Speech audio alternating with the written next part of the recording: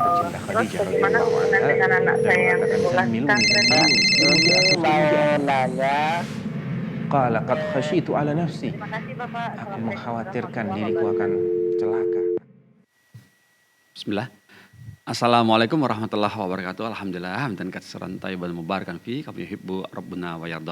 Pemirsa Fatwa TV, alhamdulillah kita dapat berjumpa kembali di program live interaktif meneladani akhlak Rasulullah SAW bersama Fatwa TV di sore hari di jam 4 sore seperti biasa kita ketemu dan dengan Ustadz yang sama insya Allah yaitu Al-Ustadz Dr. Sufyan Baswedan Hafizahullah Ta'ala. Beliau juga sebagai Ketua Dewan Fatwa Perhimpunan Al-Irsyad. Dan alhamdulillah beliau juga sudah tergabung bersama kita dan nanti kita akan bersama dengan beliau. Tapi sebelumnya bagi pendengar radio yang setia merelay, kami ucapkan jazakumullah khairan atas kesediaannya merelay acara kita dari semua live interaktif di Fatwa TV.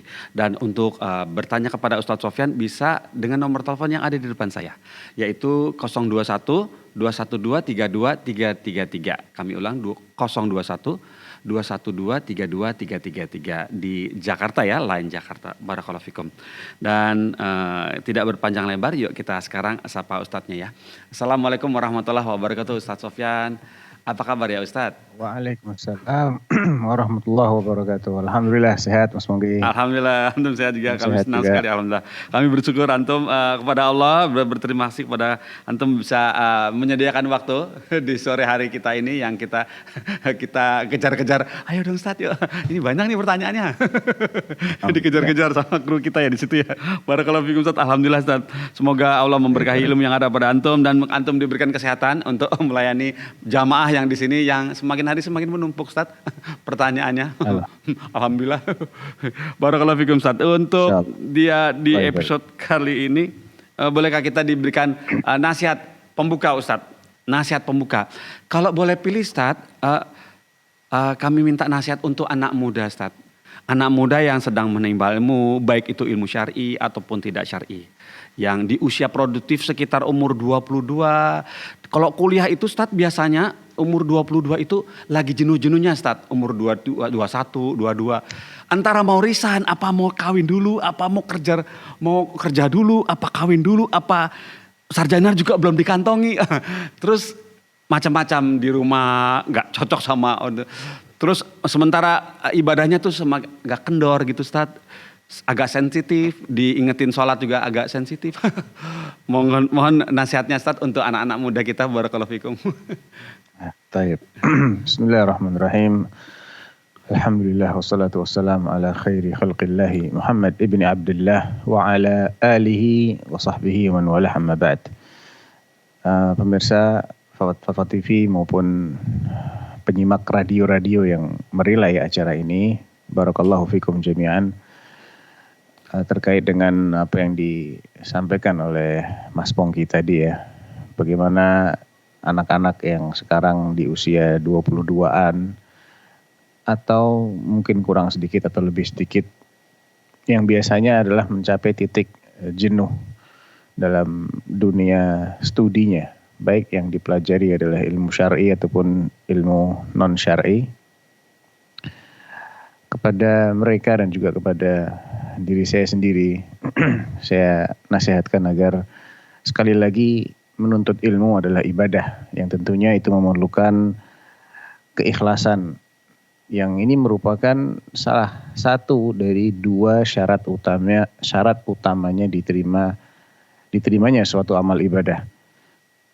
Oleh karena itu, walaupun mungkin yang sedang dipelajari bukanlah ilmu syar'i, akan tetapi niat itu tetap akan mempengaruhi. Manakala seseorang hanya meniatkan untuk sesuatu yang remeh ya, atau sesuatu yang singkat yang tidak bisa dinikmati lebih lama daripada sekedar hidupnya dia di dunia, maka dorongan untuk ke arah sana pun juga akan menyesuaikan. Namun ketika seseorang meniatkan dengan belajarnya ini, dengan kuliahnya atau studinya ini, agar dia mendapatkan ridha Allah Subhanahu wa Ta'ala, Walaupun sekali lagi yang dia cari bukan ilmu yang 100% syar'i. Karena sejatinya walaupun dia tidak mencari ilmu syar'i, tidak mempelajari ilmu syar'i, tetap saja dia bisa mendapatkan pahala orang yang beribadah. Bagaimana caranya adalah dengan menghadirkan niat yang baik. Ya. Maksudnya, niatkan bahwa dengan ilmu yang dia pelajari ini, dia bisa mendapatkan manfaat duniawi berupa skill, berupa pengalaman, kemudian dia bisa berkhidmat untuk bangsanya, untuk negaranya, untuk umatnya. Misalnya sebagai contoh ya, orang yang sedang belajar teknik Ya, atau arsitek, belajar mesin gitu ya. kedokteran, Iya, ya kedokteran. mesin dan semisalnya. Dia bisa meniatkan dengan mempelajari ilmu ini sebaik mungkin agar kelak dia menjadi orang yang ahli, yang profesional manakala bekerja di bidang itu. Dan dengan itu semua dia bisa mendapatkan apa yang Allah rezekikan bagi orang-orang yang ahli itu berupa penghasilan yang mencukupi ya. Dengan itu dia bisa bersedekah. Dia bisa membiayai orang-orang yang membutuhkan biaya. Dia bisa menyantuni fakir miskin. Atau dia bisa membantu orang-orang yang memerlukan pengalamannya, memerlukan keahliannya. Menciptakan bangunan-bangunan yang kokoh, yang bagus, dengan biaya yang minimal. Dan itu semua bisa diniatkan untuk ta'awun 'alal birri wat taqwa. Jadi walaupun itu bukan 100% ilmu syar'i, tetap saja seseorang bisa mendapatkan manfaat akhirat di balik ilmunya tadi. Namun syaratnya apa tadi Mas Pongki? Dia mesti meniatkan niat yang pas, niat yang ikhlas. Yang bukan semata-mata hanya mencari nilai-nilai dunia yang sesaat, yang temporer, yang Allah Subhanahu wa taala sebutkan wa mal hayatud dunya illa mata'ul ghurur. Ya. Dan tentunya yang namanya mencari sesuatu dalam rangka mendapatkan ridha Allah pasti akan banyak godaan. Ini sudah lumrah ya, sudah apa istilahnya? Ya, rumus Memang begitu, kenyataannya memang gitu begitu. ya. Iya, pasti kan akan ada yang mengganggu, ada iblis, ada hawa nafsu di situ. Iya. Yang akan menggembosi kita. Sehingga ini memerlukan kesabaran. Ya, makanya Allah Subhanahu wa taala mengingatkan kita, wal 'asr innal insana lafi khusr illa alladziina aamanu wa 'amilus shalihat wa tawashaw bis sabr wa tawashaw bil haqqi wa tawashaw bis sabr. Ya, dengan saling menguatkan seperti ini, mengingatkan agar kita bersabar, insyaallah apa yang Allah janjikan itu bisa kita raih. Namun tanpa kesabaran ya tidak bisa kita raih itu semua. Iya. Mungkin itu Mas Pongki. Barakallahu fikum Ustaz, seperti itu Ustaz. Nasihat untuk pemirsa terutama yang masih dalam menyelesaikan studinya dengan tetap mempertahankan niatnya, begitu nasihat dari Ustaz Sofyan Baswedan. Barakallahu fikum Ustaz. Kemudian bolehkah kita masuk dari pertanyaan pertama ya Ustaz ya? Ya, silakan. Ya, bismillah. Dari Ibu Ria Juliantika di Madiun, Jawa Timur, bertanya seperti ini. Assalamualaikum warahmatullahi wabarakatuh, Ustadz Sofyan. Saya mau bertanya, bagaimana sikap kita sebagai seorang anak jika orang tua kita menjual bunga ziarah bunga untuk orang-orang mati, atau sesekali juga menjual bunga untuk sesajen? Orang tua sudah mengerti bahwa sesajen tidak ada dalam perintah Allah Subhanahu wa taala, dan tetapi tetap bersikeras menjualnya. Kadang juga menyuruh saya untuk melayani pembeli. Tapi saya sudah menolak dan orang tua marah. Pada akhirnya saya yang melayani pembeli tersebut. Bagaimana sikap kita agar tidak keluar dari syariat dan orang tua kita tidak marah ya Ustadz? Mohon nasihatnya. Jazakallah Jadi khairan. intinya dia menjual sesajen gitu Mas Pongki. Iya, menjual bunga-bunga ketika di sekitar kuburan, untuk ada yang bunganya kadang-kadang buat sesajen, kadang-kadang bunga-bunga untuk orang ziarah yang ditaburkan di kuburan begitu. Penghasilan orang tuanya itu. Jaga toko. Penghasilan orang tuanya. Iya. Yang ditanyakan Usahanya. Ini yang jualan orang tuanya. Iya, bapak ibunya. Bapaknya Bapak Mbak Ria ibunya. ini, Mbak Ria ini terpaksa melayani pembeli karena orang tuanya marah kalau enggak dibantu begitu. Ya, kalau jualannya sekedar untuk ditaburkan saja ya, bukan sebagai sesajen, itu masih insya Allah tidak mengapa. Tapi kalau udah jelas-jelas dibeli oleh seseorang untuk dijadikan sesajen, maka nggak boleh dijual. Tapi jika kita tidak tahu ini dibeli untuk apa, maka kembali kepada fungsi dasarnya bunga itu sendiri. Memang ini tidak bisa lepas dari unsur syubhat ya Mas Pongki ya. Yeah. Manakala memang banyak dari peziarah-peziarah itu yang masih menggunakan bunga-bunga tadi misalnya untuk sesajen, air putih, maka bunga. Nasihat saya ya kepada saudara atau saudari yang bertanya ini, maka hindari saja semaksimal yang bisa Anda lakukan. Apabila memang mayoritas dari yang membeli berdasarkan apa yang Anda ketahui tentang kebiasaan mereka atau latar belakang ideologi mereka. Karena ini bisa saja terjadi di tempat-tempat yang mayoritasnya non-muslim misalnya, atau mayoritasnya masih penganut aliran kepercayaan, dan mungkin juga terjadi di tempat yang mayoritasnya muslim. Jadi sangat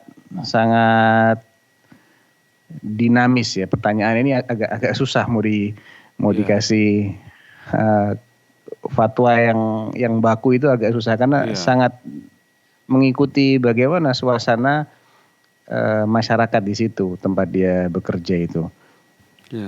Yang jelas memang kadangkala Allah Subhanahu wa taala itu menguji kita dengan orang tua kita yang tidak sejalan. Nah, justru di sini kita harus mengambil sikap yang tepat, tidak mengorbankan keselamatan kita di akhirat hanya karena mencari selamat di dunia. Artinya dia menghindari murkanya orang tua, jangan dengan menjatuhkan diri ke murka Allah. Bagaimana seseorang yang menjatuhkan diri ke murka Allah tadi, yaitu dengan lebih mengutamakan yang penting orang tua saya tidak marah, walaupun apa yang dilakukan dia ini jelas-jelas mengundang marahnya Allah. Seperti kalau bunga ini jelas-jelas untuk sesajian. Ya, ini saya tidak berani mengatakan, dan saya tidak mungkin mengatakan tidak mengapa, tidak mungkin.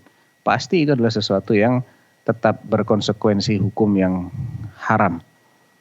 Walaupun akibatnya dia dimarah oleh orang tua, ya ini adalah bagian dari konsekuensi seseorang hidup sebagai hamba Allah. Tidak mungkin dia selamanya mendapati sesuatu itu sejalan dengan aturan syariat. Dia pasti akan menghadapi hal-hal yang seperti ini. Sebagaimana Rasulullah SAW juga sering menghadapi hal-hal yang seperti ini. Beliau dikecam oleh kaumnya, beliau dibodoh-bodohkan, beliau dituduh begini dan begitu. Tapi tetap beliau tidak mengorbankan kesejahteraan duniawi beliau, tidak mempertahankan bagaimana penilaian masyarakat beliau dengan mengorbankan bagaimana beliau di mata Allah Subhanahu wa taala. Tetap yang beliau utamakan adalah bagaimana beliau di mata Allah, apakah perbuatan ini diridhai oleh Allah ataukah itu dibenci oleh Allah. Dan beliau senantiasa mengutamakan apa yang diridhai oleh Allah, walaupun sekali lagi konsekuensinya beliau akan dibenci oleh orang-orang yang tidak mengerti itu. Jadi nasihat saya tetap sabar, kalaupun dimalah oleh orang tua, menjelaskan baik-baik. Kalau tidak mau ya minta kepada Allah agar memberi hidayah mereka, dan ya diterima aja konsekuensinya, nggak ada pilihan lain gitu. Ya, biar dimarahin aja. Jadi teringat ini Ustadz, kisah Nabi Ibrahim dengan bapaknya Azar ya, begitu ya. Banyak Mas Ongki, kisah Nabi Ibrahim dengan bapaknya, kisah Rasulullah SAW dengan kaumnya ya. Dan banyak juga sahabat Nabi SAW yang harus berhadapan dengan orang tua, seperti Sa'ad bin Abi Waqqas yang dipaksa oleh ibunya untuk murtad, kalau enggak ibunya memukuk makan sampai mati katanya. Iya. Ya, udah emang begitu sunnatullahnya. Iya. Jadi perjalanan itu tidak mulus ya Ustaz ya. Perjalanan hidup itu tidak mulus. Barakallahu fikum Ustaz. Alhamdulillah. Baiklah, ini ada alhamdulillah Ustaz atas nasihat antum untuk Mbak Ria Julian 3. Semoga Mbak Ria bisa bersabar dan ya apa yang sudah disampaikan oleh Ustaz Sofyan bisa diambil hikmahnya. Dan ini sudah ada tersambung penelpon baru, yuk kita sapa. Assalamualaikum Fatwa TV. Assalamualaikum. Waalaikumsalam warahmatullahi wabarakatuh. Iya, Bapak Tommy di Sulawesi ya? Iya. Betul, iya, Bapak. baiklah. Silakan ada yang ingin. Warahmatullahi wabarakatuh. Ya. Assalamualaikum warahmatullahi wabarakatuh. Waalaikumsalam warahmatullahi. Silakan Pak Tommy. Ya Bapak. Iya Ustaz, iya Ustaz. Nah, Bapak Tommy, kami memohon, Waalaikumsalam, Ustaz. ya Pak Tommy tolong untuk mendengarkan acara kami, volume televisi itu dikecilkan dulu misalnya. Jadi bicara dengan Bapak, Ustadz. Iya. Ya. Sudah. Siap. Lanjutkan. Yang Assalamualaikum Ustaz. Waalaikumsalam warahmatullahi wabarakatuh. Yang saya mau tanya ke Ustaz, setelah sholat fardu, kan dia sesudah sholat fardu dianjurkan kita berzikir. Apakah ada anjurannya Ustaz untuk, atau ada sunnahnya lagi untuk kita diperintahkan berdoa setelah zikir? Biasanya kan kita disunahkan untuk membaca 3 kul. Iya, 3 kul ya. Terus? Jadi intinya Ya, ada apakah sunahnya disunahkan setelah untuk membaca itu. berdoa? Oh, Itu yang pertama Ustaz. Kemudian yang kedua. Sebentar Mas Onggi, jelas nggak dari pertanyaannya? Begini ya, apakah coba dikoreksi Pak Tommy, apakah diperbolehkan, apakah ada riwayatnya setelah berzikir setelah sholat fardu itu langsung berdoa begitu Pak Tommy? Enggak. Begini Ustaz, kan setelah berzikir biasanya kita baca ayat kursi, baru 3 kul. Setelah itu apakah masih ada anjurannya lagi untuk kita berdoa Ustaz? Oh, apakah ada anjuran untuk langsung berdoa? Setelah berzikir kita membaca ayat kursi dan 3 kul, maksudnya Iya. Al-Ikhlas, Setelah Al-Falaq, itu An-Nas. Ustaz, apakah dianjurkan lagi setelah berdoa? itu ada anjuran untuk berdoa begitu ya? Iya. Iya Ustaz. Itu yang pertama Ustaz. Kemudian yang kedua, apakah ada ulama yang melemahkan itu takbir 75 Ustaz itu di 2 hari raya? Karena di sini sudah puluhan tahun ada salah satu pesantren yang melakukan itu hanya rakaat pertama 1 takbir, kemudian rakaat kedua 1 takbir juga Ustaz, tidak dilakukan 75. Karena saya tanya salah seorang Ustaznya, katanya hadisnya itu lemah katanya menurut mereka Ustaz. Apa benar begitu Ustaz? Bisa diulang Bapak yang pertanyaan kedua ini? Saya kurang Bisa paham dapat ya, gambarannya yang kedua Ustaz ini. Sofyan? Begini Ustaz. Suaranya agak pecah. Di Intinya aja, kampung Pak, kami intinya. ada salah satu pondok pesantren Ya. yang Ya. melemahkan itu yang sering kita lakukan itu takbir 75 kalau hari raya Idul, ada 2 hari Maksudnya raya. sholat idnya Maksudnya ya, Idul sholat Fitri dan idnya Idul Adha. rokaat pertama takbir 7 kali, rokaat kedua takbir 5 kali, begitu? Ya, tapi mereka ini Ustaz tidak melakukan katanya. Pernah saya tanya salah seorang Ustaznya, dia bilang hadisnya lemah katanya. Apa benar begitu Ustaz? Ada Terus ulama- mereka ulama berapa dahulu kali yang takbirnya? melemahkan hadisnya itu Ustaz. Lantas Pak Tommy, Ini sudah puluhan tahun dilakukan ini Ustaz, mungkin hampir 30 tahun sampai sekarang dia lakukan ini. jadi Pak Tommy, dua kali maaf Pak Tommy. Berapa kali takbirnya terus? 2 kali saja Ustaz. Maksudnya rakaat pertama 1 takbir salah seperti biasa 1 takbir. Oh, cuma satu ya. Ya. Begitu. Rakaat kedua kemudian 1 takbir juga langsung baca Al-Fatihah kemudian ruku sudah. Oh, begitu. Ya, ini yang saya tanyakan, apakah ada ulama terdahulu melakukan itu Ustaz? Oh iya. Itu saja Bapak Tommy Baik. pertanyaannya? Iya Ustaz. Baiklah. Terima kasih atas jawab. Ya, terima kasih Pak Tommy sudah telepon ke Fatwa TV. Jazakallah Assalamualaikum khairan. warahmatullahi wabarakatuh. Waalaikumsalam warahmatullahi wabarakatuh. Tafadhol ya Ustaz. Baik. Terkait dengan yang pertama ya, apakah ada hadis yang menganjurkan untuk berdoa selepas seseorang itu sholat dan membaca zikir diikuti oleh ayat kursi dan Al-Ikhlas, Al-Falaq dan An-Nas? Kalau hadis yang spesifik ya, bacalah doa setelah berzikir dan setelah ayat kursi, setelah An-Nas, saya sejauh ini saya tidak tahu hadisnya. Tapi kalau hadis yang sifatnya umum ada, yaitu hadis yang diriwayatkan oleh Thauban maula Rasulullah sallallahu alaihi wasallam, bahwasanya Nabi ditanya ayyud du'ai asma', faqal fi jawfil lail al-akhir wa duburas salawatil maktubah. Ayyud du'ai asma' ya Rasulullah, doa yang seperti apakah yang lebih didengar oleh Allah?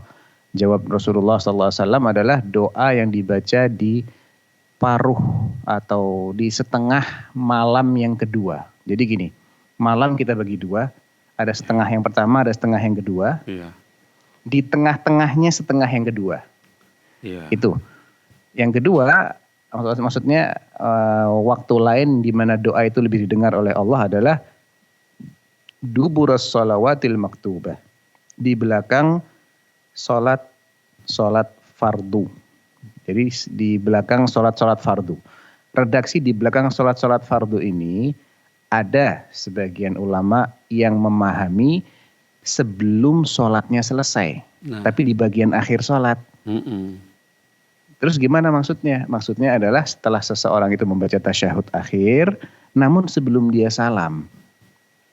Jadi dia baca doa itu di bagian akhirnya sholat. Ya, karena kan Nabi menggunakan istilah duburo. Ya, dubur itu sendiri kan udah diserap dalam bahasa Indonesia itu Mas Monggi. Iya, betul, di belakang. Kata-kata dubur itu bagian belakang kita kan. Iya, betul. Nah, dari sana. Ada sebagian ulama lagi yang memahami duburnya ini selepas sholat. Nah, bagi mereka yang memaknainya selepas sholat, ya berarti selepas sholat adalah waktu yang dianjurkan untuk berdoa. Kalau saya ditanya, mana yang lebih kuat, Ustadz? Apakah di akhir sholat sebelum salam, ataukah selepas sholat artinya selepas salam? Saya pribadi lebih menguatkan pendapat yang memaknainya dengan di akhir sholat namun sebelum salam. Kenapa? Karena sholat ini kan kita sedang menjalin kontak dengan Allah Subhanahu wa Ta'ala. Kita sedang menghadap kepada Allah. Sehingga waktu ini lebih tepat daripada setelah kita menyudahi sholat kita dengan bacaan salam. Itu yang pertama. Yang kedua, Nabi SAW secara praktek juga menjadikan akhir sholat itu sebagai waktu untuk berdoa. Jadi ada prakteknya juga dari Nabi SAW. Seperti doa yang berlindung dari 4 hal itu Mas Pongki ya. Allahumma inni a'udzubika min adzabi jahannam wa min adzabil qabr wa min fitnatil mahya wal mamat wa min fitnatil masihid dajjal. Ada juga hadis yang mengajarkan kita agar berdoa dengan doa-doa yang lain ya. Yang itu sahih itu hadisnya. Ada beberapa macam doa, enggak cuma satu. Yang kedua adalah karena tadi itu. Jadi alasan yang pertama karena memang kita sedang menjalin kontak dengan Allah. Yang kedua adalah memang prakteknya Nabi SAW mengajarin kita untuk berdoa di waktu itu. Tapi sekali lagi, kalau mau mengamalkan penafsiran yang kedua, silahkan gitu. Walaupun yang kedua ini sifatnya apa? Tidak spesifik dibacanya setelah zikir, setelah ayat kursi, ataupun setelah membaca 3 qul tadi. Tapi sekedar menyebutkan dibaca di belakang sholat. Begitu.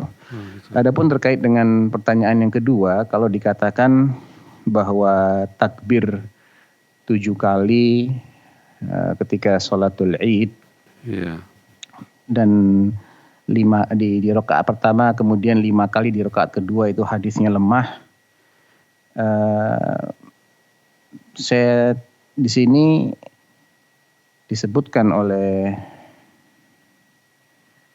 Al-Imam Al-Bukhari ya, ketika beliau menyebutkan, atau oleh sebagian ulama ya, ada bukan Imam Bukhari tapi ada Imam Ibnu Abdul Hadi, ada juga yang lainnya mengatakan ada hadis yang diriwayatkan oleh Amr bin Auf Al-Muzani, salah seorang sahabat Nabi, yang mengatakan bahwasanya kabbara fil idaini sab'an fil ula wa khamsan fil akhirah. Beliau itu bertakbir 5 dalam 2 salat hari raya, Idul Fitri maupun Idul Adha. Di rakaat pertamanya 7 kali dan di rakaat keduanya 5 kali. Ya. Ibnu Abdul Hadi mengatakan, "Laisa fi hadzal babi syai'un asahhu min hadza." Dalam bab tentang tata cara salat hari raya tidak ada hadis yang lebih sahih daripada hadis ini. Artinya ada beberapa hadis, tapi yang paling sahih adalah hadis ini.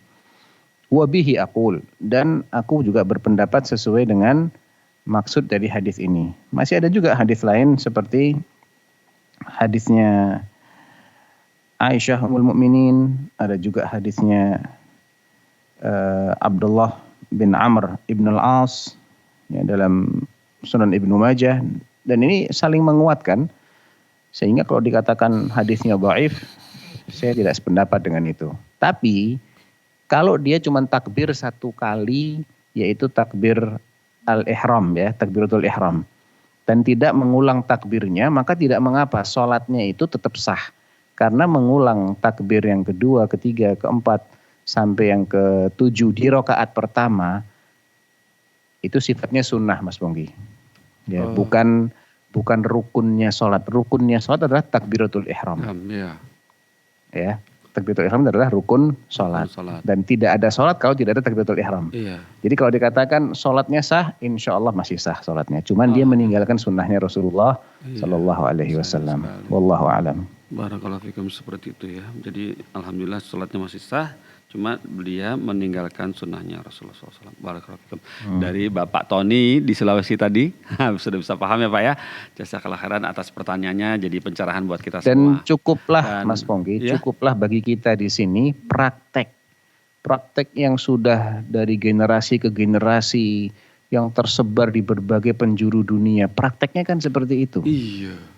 Ini sudah lebih kuat daripada sekedar 1, 2 atau 3 sanad yang sampai ke kita. Iya.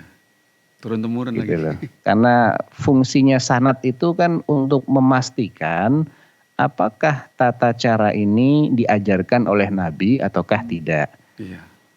Sedangkan hal-hal yang dipraktekkan oleh jumhurul ummah, mayoritas umat, ya saya juga nggak tahu apakah yang meninggalkan takbir ini berapa persen gitu dari umat ini.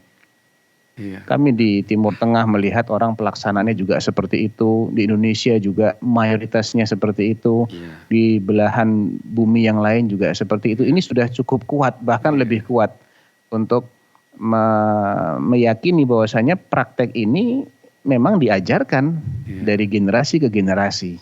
Gitu. Ini unik sekali, milih satu tahu berarti. Barakallahu fikum Ustaz, barakallahu fikum. Alhamdulillah ya pemirsa, Pak Tony terima kasih atas pertanyaannya. Jadi kita tambah lagi pengetahuan kita yang di-share oleh Ustaz Sofyan. Barakallahu fikum Ustaz. Baiklah Ustaz, ini coba kita masuk ke pertanyaan dari website kembali. Di sini ada pertanyaan dari Ardian Syah di Jember, Jawa Timur. Barakallahu fiik. Dan ini pertanyaan seperti ini. Assalamualaikum Ustaz Sofyan, mohon izin bertanya. Bagaimana memahami hukumnya memahami Al-Quran dan As-Sunnah dengan pendekatan bayani burhani dan irfani? Apakah ada dengan pendekatan seperti itu ya Ustadz? Syukron, jazakumullah khairan. Begitu. Ya, saya tidak pernah mendengar itu metodologi seperti itu ya. Ya. Jadi memahami Quran dan Sunnah ya ilmunya udah dijelaskan oleh para ulama kita. Ya. Adalah dengan ilmu usul fikih, yaitu ilmu yang tujuan utamanya adalah bagaimana kita memahami maksud dari perintah-perintah Allah dalam Al-Quran maupun dalam hadis Nabi SAW. Nggak ada cara lain, yaitu juga berkaitan erat dengan ilmu bahasa, karena Al-Quran dalam bahasa Arab, hadis Nabi juga dalam bahasa Arab, sehingga untuk bisa memahami dia harus memahami bahasa Arab itu sendiri. Ya, begitu, kalau bayani dan irfani itu saya nggak tahu itu. Ya. Barakallahu fikum Ustaz, seperti itu ya Ustaz.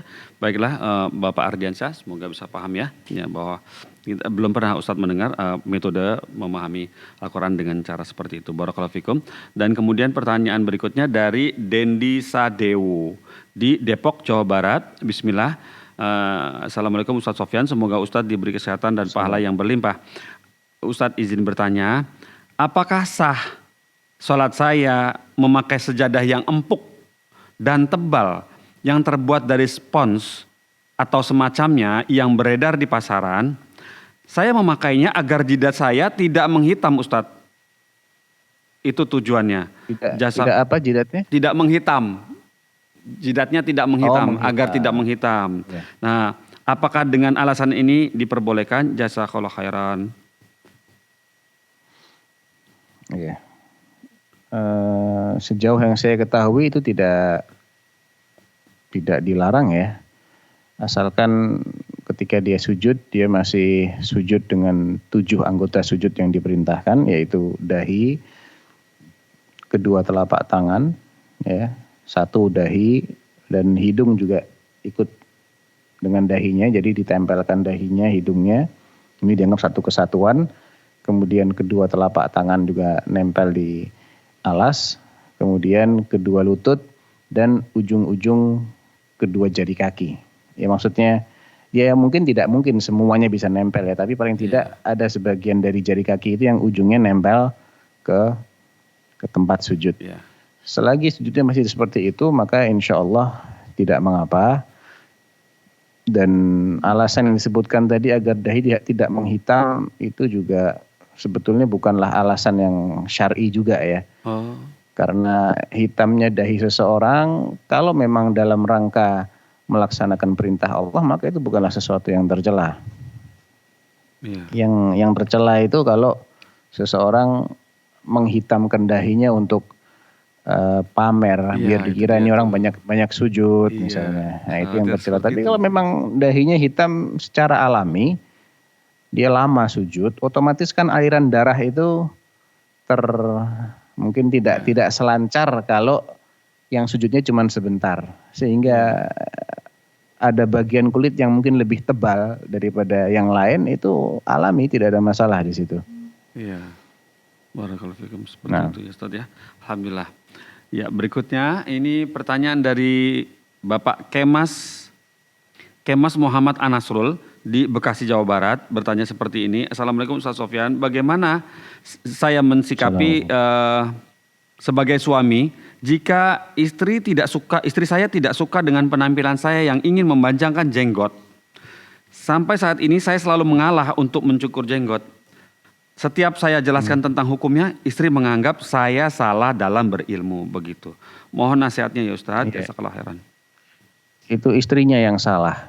Jadi kalau istrinya salah jangan diikutin. Ya, dikasih tahu istrinya. Bukan sudah tahu salah malah diikutin istrinya, enggak benar juga. Yang pertanyaan jadi ikut salah. Itu juga kembali itu kaitannya banyak ya.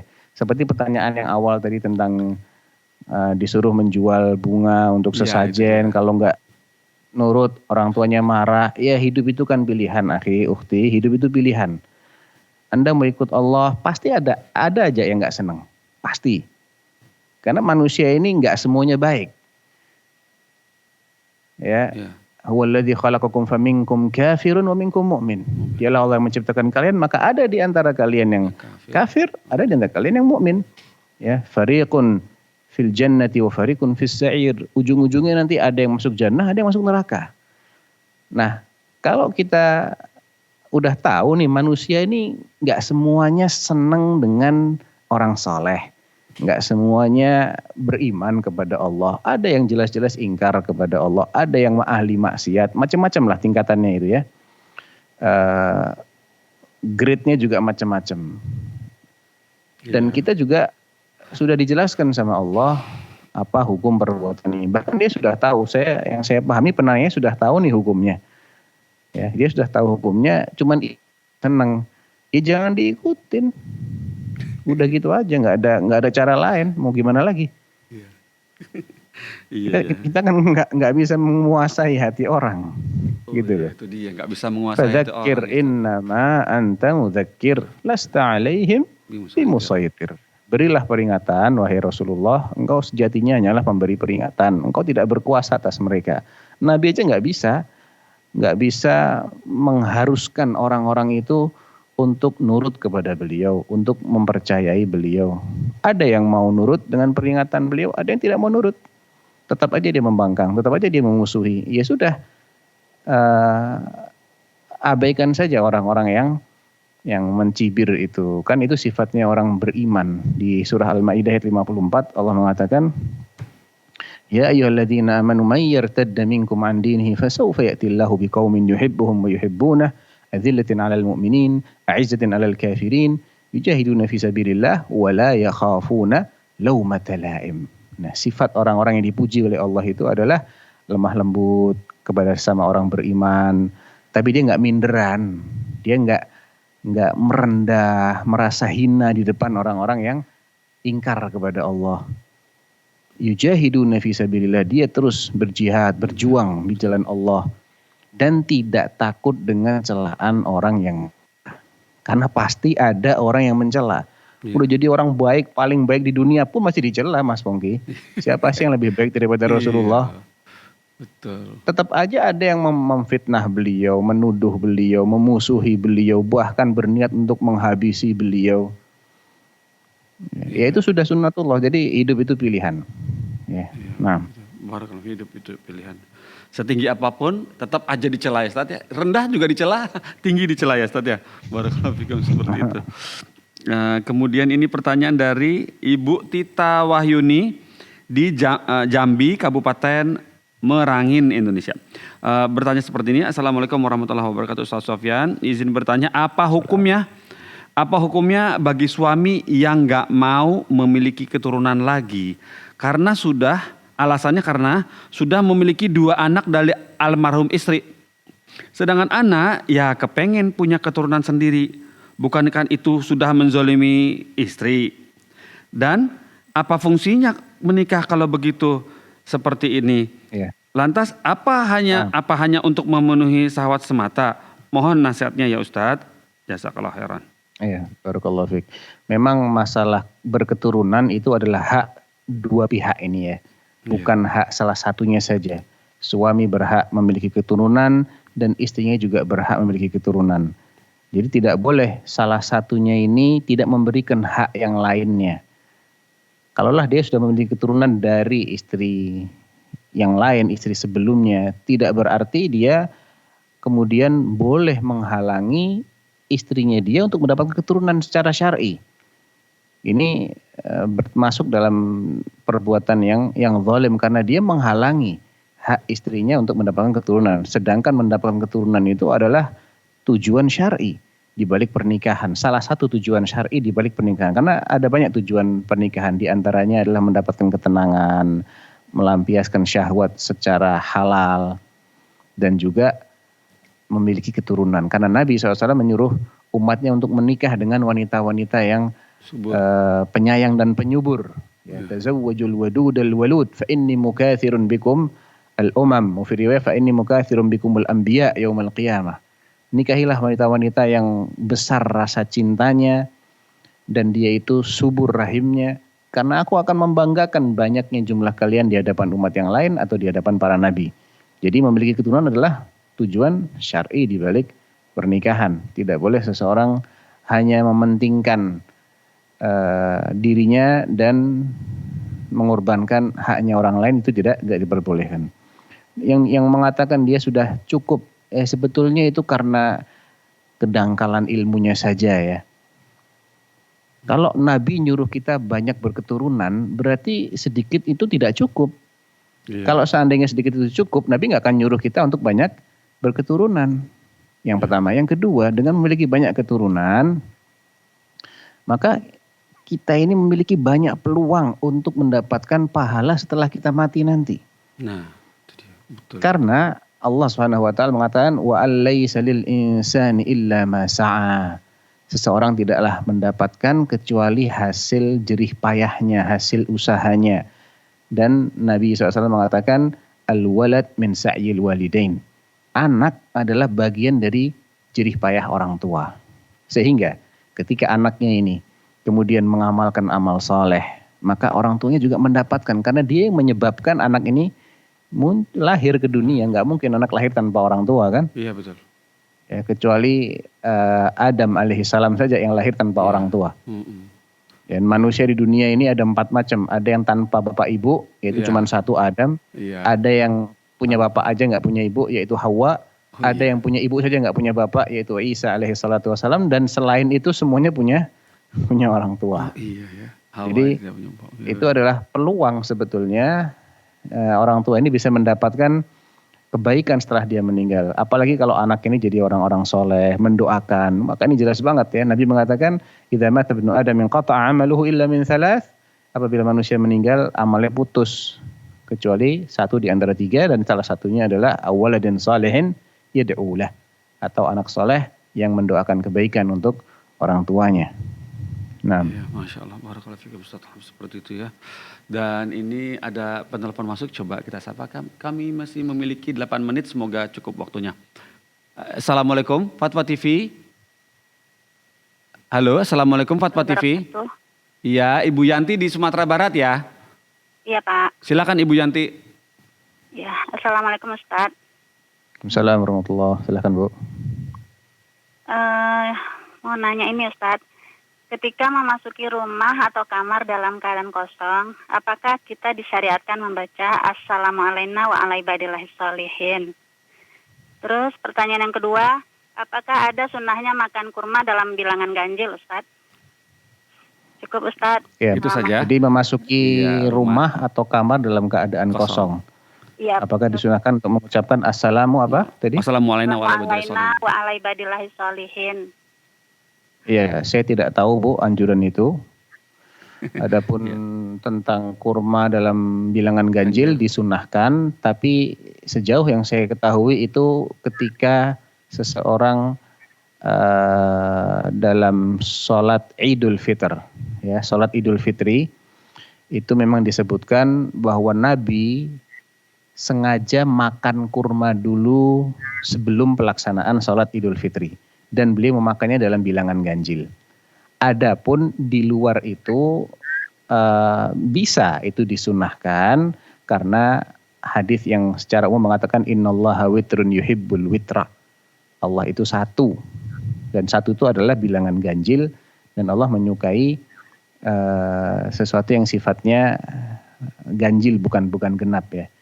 Tapi secara spesifik makan kurma dalam hitungan ganjil yang saya tahu adalah ketika seseorang menunggu pelaksanaan sholat Idul Fitri, itu prakteknya Nabi SAW memakan kurma dalam bilangan ganjil. Kalau buka puasa ya silahkan memakan dalam bilangan ganjil, boleh, enggak juga enggak apa-apa. Sunnahnya makan kurma secara mutlak. Nah, Begitu, Ibu Yanti. wallahu a'lam. Bisa paham ya Bu? Jazakallah khair Ustadz. Iya, Wa iyaki Ibu. Terima kasih sudah telepon ke Fatwa TV. Alhamdulillah barakallahu fikum Ustadz atas nasihat antum kepada Ibu Yanti. Dan ini dengan jawaban antum kepada Ibu Yanti menuntaskan acara kita di sore hari ini, barakallahu fikum Ustadz. Alhamdulillah barakallahu fikum Ustadz. Tapi bolehkah sedikit nasihat untuk ini Ustadz, ada yang baru masuk ini Ustadz, bertanya seperti ini. Assalamualaikum Ustadz. Ketika saya saat ini saya sedang berada di umroh, berada di tanah suci. Lebih afdol mana saya sholat di hotel atau sholat di depan Ka'bah? Begitu katanya. Sholat di hotel atau sholat di depan Ka'bah? Sholat fardu ya, sholat fardunya. Oh, ini yang bertanya Ibu-ibu. sholat fardu ya. Iya ibu-ibu. Kalau dia laki-laki maka jelas. Yang Ya. bertanya laki-laki itu atau perempuan tuh? Perempuan ibu-ibu. Nggak dijelas ya? Oh ibu-ibu. Iya ibu-ibu. Ibu-ibu. Ibu Kusnaini. Bagi orang yang tidak berdomisili di situ, ada sebagian ulama kita mengatakan silahkan dia sholat di masjid lil afaqi. Lil afaqi itu artinya orang-orang datang dari jauh ya. Tidak mudah dia untuk bisa ke tanah suci. Iya. Maka silahkan dia sholat di masjid, karena Nabi juga tidak melarang kok wanita untuk sholat di masjid, walaupun beliau mengatakan sholatnya wanita itu di rumah lebih afdol, tapi beliau sendiri mengatakan juga idza sta'dzanakum nisa'ukum minal masjidi fala tamna'hunna. Apabila istri kalian atau perempuan kalian minta izin kepada kalian untuk ke masjid, maka jangan dilarang. Ya, jangan dilarang. Jadi insya Allah selagi bisa sholat dengan khusyuk, dengan menyempurnakan rukun-rukunnya, wajib-wajibnya maupun sunnah-sunnahnya, maka insya Allah sholat di Masjidil Haram baik ya, dan saya harapkan tetap mendapatkan pelipat gandaan pahala yang Allah janjikan bagi mereka yang sholat di sana.